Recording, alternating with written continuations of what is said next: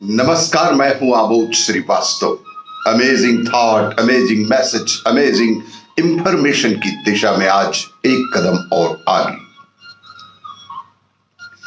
आज के इस दो चिंतन का विषय है चांगदेव का घमंड और अवसर की पहचान। आपको ये मेरा वीडियो अच्छा लगे तो लाइक करें, शेयर करें और लाल बटन दबाकर सब्सक्राइब अवश्य करें। साथ ही बेल आइकन दबाना बिल्कुल ना भूलें। आज के इस प्रथम चिंतन का विषय चांगदेव का घमंड। चांगदेव नाम के एक हठ योगी थे। इन्होंने योग सिद्धि से अनेकों सिद्धियां प्राप्त कर रखी थी तथा मृत्यु पर भी ये विजय प्राप्त कर लिए थे। उनकी उम्र 1400 वर्ष हो गई थी। इन्होंने जब संत ज्ञानेश्वर की प्रशंसा सुनी तो उनका मन संत ज्ञानेश्वर के प्रति ईर्ष्या से भर उठा और तत्क्षण उन्होंने सोचा कि 16 वर्ष की उम्र में संत ज्ञानेश्वर क्या मेरे से बड़े सिद्ध हो सकते हैं। उनके मन में घमंड आ गया। उनके मन में संत ज्ञानेश्वर से मिलने की इच्छा बेहद बलवती होने लगी। इन्हें अपनी सिद्धियों पर बहुत अभिमान था, इसलिए संत ज्ञानेश्वर के सामने अपनी सिद्धियों के प्रदर्शन के लिए शेर की सवारी करके तथा हाथ में सर्प की लगाम लेकर संत ज्ञानेश्वर से मिलने चल पड़े। संत ज्ञानेश्वर तब प्रातः काल उठकर पत्थर से बनी 4 दीवारी पर बैठकर दातून कर रहे थे। उन्होंने संकल्प किया तथा जैसे ही आज्ञा दी पत्थर का चबूतरा सरकने लगा तथा चांगदेव की ओर बढ़ने लगा।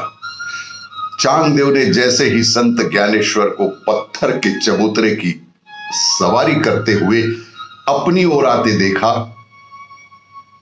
तो चांगदेव का अहंकार चूर चूर हो गया। उनकी आंखों में आंसू बहने लगे, मन करुणा से भर उठा। उन्होंने सांप की लगाम को एक ओर फेंक दिया तथा शेर की सवारी को छोड़कर संत ज्ञानेश्वर के पैर पकड़ लिए। संत ज्ञानेश्वर ने जैसे ही देखा कि चांगदेव उनके चरण पकड़कर विलाप कर रहे हैं, उन्होंने उसे गले से लगा लिया। जो सिद्धियां चांगदेव ने 1400 वर्षों की योग साधना से प्राप्त किया था, उनसे अधिक सिद्धियों को संत ज्ञानेश्वर ने 16 वर्ष की आयु में प्रेम व भक्ति के मार्ग पर चलकर प्राप्त किया था। तभी से संत ज्ञानेश्वर की सहजता से चांगदेव का घमंड टूटकर चूर चूर हो गया। आज के इस दूसरे चिंतन का विषय अवसर की पहचान। एक गांव में भयंकर बाढ़ आ गई, जिसकी वजह से सभी लोग अपनी जान बचाने के लिए गांव छोड़कर दूर जाने लगे। लेकिन गांव का एक व्यक्ति, जिसे ईश्वर पर अटूट विश्वास था, अपनी जान बचाने गांव के मंदिर में चला गया। बाढ़ के चलते पानी बढ़ता ही जा रहा था। गांव वाले मंदिर में आए और व्यक्ति को अपने साथ चलने को कहा, लेकिन उस व्यक्ति ने साथ जाने से इनकार कर दिया।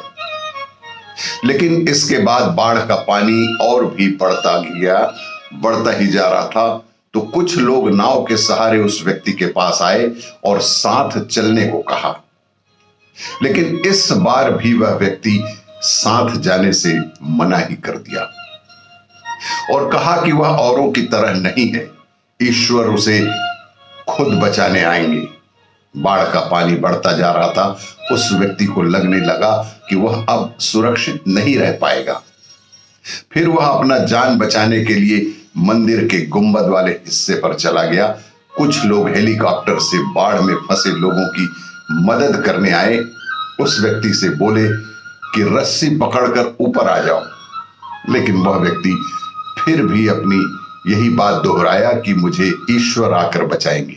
पानी बढ़ता ही जा रहा था। उस व्यक्ति को लगा कि अब उसकी जान बच नहीं पाएगी। तब वह ईश्वर से प्रार्थना करने लगा कि हे ईश्वर, मैंने जीवन भर सत्य की राह पर चलना, फिर भी अपनी जान बचाने के लिए मैं कुछ भी नहीं कर पा रहा हूं और आप मेरी जान बचाने आए। उसे ईश्वर की आवाज सुनाई दिया कि इंसान, मैं तो तुम्हारी जान बचाने के लिए अलग अलग रूपों में कई बार आया, लेकिन तुमने उन तीनों अवसरों को गंवा दिया। तुमने अवसरों की पहचान ही नहीं की और अवसरों की पहचान नहीं करने से उसकी मृत्यु हो गई। आपको ये मेरा वीडियो अच्छा लगे तो लाइक करें, शेयर करें और सब्सक्राइब अवश्य करें।